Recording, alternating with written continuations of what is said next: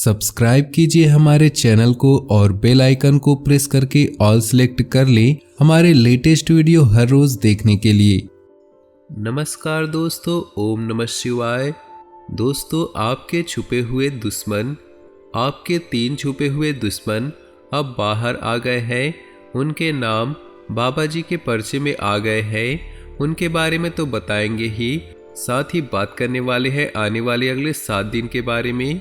तो आप वीडियो को बिल्कुल अंत तक देखें, बातों को बिल्कुल अच्छी तरह से सुने समझे, और जो हम सावधानियां बताएंगे इन दुश्मनों से बचने के लिए, इनका बहुत ही सावधानी के साथ पालन करें।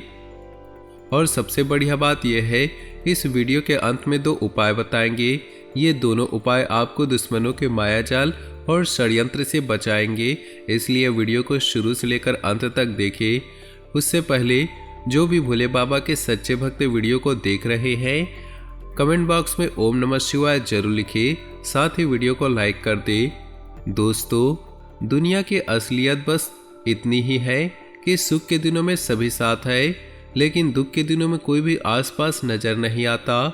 मान लीजिए आप कहीं भी मुसीबत में फंस गए हैं, उस समय जो आपका साथ देता है वही आपका मित्र है, वही आपका सगा संबंधी है।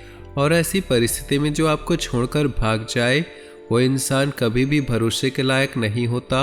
उस इंसान को छोड़ देना चाहिए। ऐसे हुए छुपे दुश्मन अब आपके सामने आने वाले हैं। जैसे कि आप जिस पर बहुत ज़्यादा भरोसा कर रहे थे, वही आपके साथ दगाबाजी कर सकता है। जैसे कि हमने आपको बताया है कि ज़िंदगी की मुश्किल परिस्थितियों में या मुसीबत की घड़ियों में जो हमें छोड़कर चला जाए, उसकी पहचान हो जाए। इसीलिए कहते हैं जीवन में थोड़ा बहुत कष्ट आना, दुख आना बहुत ज़रूरी है, क्योंकि ऐसे ही समय में अपनों और परायों की पहचान होती है। ऐसे समय में छुपे हुए दुश्मन बाहर आते हैं। जीवन में सफलता हर किसी को हासिल नहीं होता, लेकिन हर कोई मेहनती नहीं होता, कर्मठ नहीं होता। आज अगर हम अपनी मेहनत के दम पर सफलता हासिल कर रहे हैं, तो लोगों को जलने का क्या अधिकार है? फिर भी लोग हमसे जलते हैं कि इसने सफलता प्राप्त कैसे कर ली। लोगों ने हमारी सफलता तो देखी, लेकिन हमारे पैरों की छालें नहीं देखी। लेकिन वे हमसे जल रहे, हमसे घृणा कर रहे हैं। इन छुपे हुए दुश्मन हमारे खिलाफ अफवाहें भी फैलाते हैं। तो ये वही लोग हैं दोस्तों, जिन्हें जाने अनजाने में आपने कभी गलत शब्दों में कुछ भी कहा था। कहते हैं कि जो शब्द होते हैं वो तीर से भी ज़्यादा भेदन क्षमता रखते हैं। तो कई बार क्या होता है कि लड़ाई झगड़ों के बीच में या गलती से या किसी भी तरह से हम किसी को कुछ बोल देते हैं, बुरा बोल देते हैं या अपशब्द बोल देते हैं। मतलब हम बोलना नहीं चाहते हैं, लेकिन गुस्से में बात निकल जाती है। हम उस बात को भुलाकर भूल जाते हैं, लेकिन वो व्यक्ति उस बात को अपने दिल में बैठा कर रखता है कि उसने मुझे ऐसा कहा था और समय आने पर उसका जवाब मैं जरूर दूंगा। यानी कि मन ही मन वो अपने अंदर हमारे लिए खिलाफ कटुता भर लेता है। ये सब हुआ कड़वे शब्दों की वजह से। और यहाँ पर अपने आप को ध्यान रखना है, बोलचाल में सावधानी रखें, बेवजह अपने दुश्मन मत बनाइए। आपके छुपे हुए दुश्मनों का नाम अगर हम आपको बताएं, तो एक दुश्मन का नाम के से शुरू होता है, एक दुश्मन का नाम एम से शुरू होता है, और तीसरे दुश्मन का नाम शुरू होता है एन से। इन 3 अक्षरों वाले लोगों से बचकर रहे, क्योंकि यही आपके छुपे हुए दुश्मन हैं जो आपको हर कीमत पर हानि पहुंचाना चाहते हैं। ये वही 3 दुश्मन हैं जिनका नाम बाबा जी के पर्चे में आ गए हैं। हो सकते हैं आपके आसपास में हो, पड़ोस में हो, रिश्तेदारी में हो। तो इन लोगों से एकदम सीधा रिश्ता मत तोड़ दीजिएगा। बस आपको उनसे थोड़ा सावधान रहना होगा। अगर वो कुछ बोलते हैं तो आपको थोड़ा सोच समझ कर निर्णय लेना है। उनके बात को बहुत ज़्यादा सीरियस नहीं लेना है। व्यापारिक स्थिति अब इन 5 दिनों में काफ़ी सही है, डरने की कोई बात नहीं है, क्योंकि नज़ारे बहुत हसीन है और काफ़ी समय से जिस डील को क्रैक करने की कोशिश कर रहे थे वो पूरी होगी। देखिए ज़िंदगी में हमेशा ज़रूरी नहीं कि हम हमेशा बड़े और लंबे प्रॉफिट में काम करें। आपको सावधानी के साथ, आपको ईमानदारी के साथ, कभी कभी कम मुनाफे में भी सामने के साथ जुड़ना चाहिए, क्योंकि आगे भविष्य में वो आपके लिए बहुत ज़्यादा लाभदायक बन जाता है। आगे वीडियो में सावधानियां बताने जा रहे हैं, अंत में 2 उपाय भी बताएंगे, तो थोड़ा सा समय अवश्य निकालें और आज की हमारी इस वीडियो को बिल्कुल ही अंत तक देखें। सबसे पहले सावधानी दोस्तों, आपकी बहुत गलत आदत है समय से पहले अपनी योजनाओं को लोगों के बीच में ले आना। कई बार बहुत सारे लोगों की दिखावे की आदत होती है। अगर उन्होंने कोई रणनीति बनाई है, योजना बनाई है, बहुत ज़्यादा पैसा लगाया है, तो चिल्ला चिल्ला कर लोगों को बताएंगे कि हमने ऐसा काम शुरू किया है, हमने इस काम में इतना पैसा लगाया है, अगर ये काम चल गया तो हम तो लाखों करोड़ों में खेलेंगे। ऐसी बड़ी बड़ी बातें करते हैं कि लोगों की नज़र उनको लग जाती है।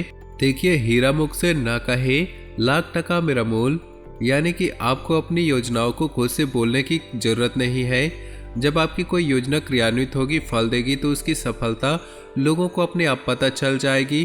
तो आप ऐसी बेवकूफ़ी क्यों करते हैं?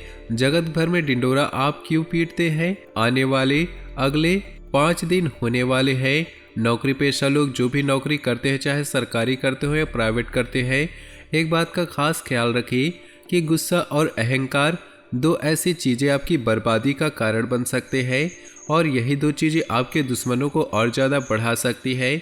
जब भी इंसान को गुस्सा आता है तो उस पर खुद का कंट्रोल नहीं होता कि वह कब क्या बोल रहा है। और हमने भी आपको कहा था कि बोलचाल के शब्दों को बड़ा ध्यान में रखना है, तो क्रोध की अवस्था से बचिए। देखिए, हम पानी को कितना भी तेज गर्म क्यों न करें, एक निश्चित समय बाद वह अपने मूल स्वभाव में आ ही जाता है। उसी प्रकार हम कितना भी तेज गुस्सा क्यों न कर ले, एक निश्चित समय बाद हम अपने स्वभाव में आ जाते हैं, मूल स्वभाव में आ जाते हैं, शांत हो जाते हैं। यानी कि आज जो गुस्सा आ रहा है वो तो जिंदगी भर चलने वाला नहीं है, वो 10 मिनट 15 मिनट में सब कुछ सही हो जाएगा। यानी कि आपको 10 मिनट 20 मिनट तक अपने आप को खुद को संभालना है, किसी को कुछ गलत बोलने से बचना है। अगर ये गुस्से की अवस्था शांत हो गई, फिर आप महसूस करेंगे कि आप अपने आप पर बहुत कंट्रोल रखे हैं, कुछ नहीं बिगड़ा और सब कुछ अच्छे से हो गया। लेकिन अगर आपके इस गुस्से पर काबू नहीं हुआ तो परिस्थिति बहुत ज़्यादा बिगड़ जाएगी। अहंकार में इंसान कब क्या करता है उसे भी पता नहीं चलता।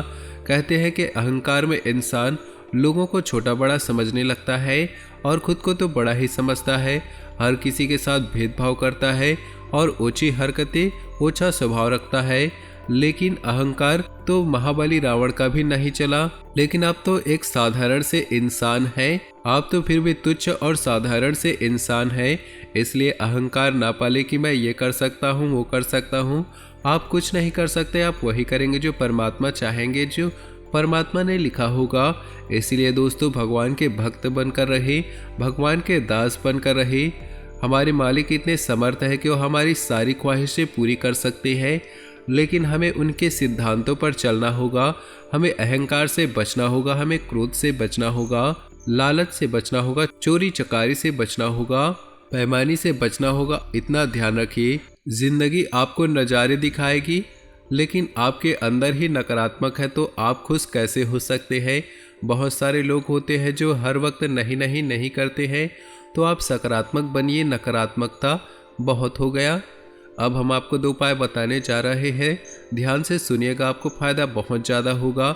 उपायों के बारे में सबसे पहला उपाय ये रहेगा कि गुरुवार के दिन किसी भी महादेव के मंदिर आप जाइए और शिवलिंग पर 1 लोटा जल में लाल चंदन मिलाकर चढ़ाइए। किसी भी प्रकार के पाप है और धन संपदा की प्राप्ति करनी है तो ये काम कीजिए। ये उपाय सर्वोत्तम है। मंत्र बोल दीजिए ओम नमः शिवाय और बाबा से प्रार्थना करके 3 ताली बजाकर आ जाइए, आपका काम अवश्य हो जाएगा। शुक्रवार के दिन दोस्तों आपको क्या करना है, आपको एक सिक्का लेना है, चाहे आप कोई भी सिक्का ले लो, लेकिन इस सिक्के को आपको जस्ट माता लक्ष्मी के पास में रखना है और साथ ही माता जी के साथ संघ की भी पूजा करनी है। पूरे शुक्रवार के दिन उस सिक्के को उस जगह पर रखने दीजिए। उसके बाद शनिवार को उस सिक्के को उस जगह से उठाइए और लाल कपड़े में बांधकर उसे तिजोरी या धन रखने वाले स्थान पर रख देना है। बहुत चमत्कारिक उपाय है, ऐसा करने पर आपकी ज़िंदगी में पैसों की कमी नहीं होगी। अगला उपाय है शनिवार के दिन। शनिवार के दिन अगर आप काली गाय को चारा खिलाते हैं तो ये बहुत शुभ है। साथ ही आप काले कुत्ते को सरसों के तेल की चुपड़ी हुई रोटी खिलाते हैं तो भी बहुत शुभ है। तो दोस्तों, आज का वीडियो आपको अच्छा लगा हो तो वीडियो को एक लाइक जरूर करें। साथ ही नीचे दिए कमेंट बॉक्स में सच्चे श्रद्धा भाव से ओम नमः शिवाय जरूर लिखिए। आपका दिन शुभ हो, मंगलमय हो।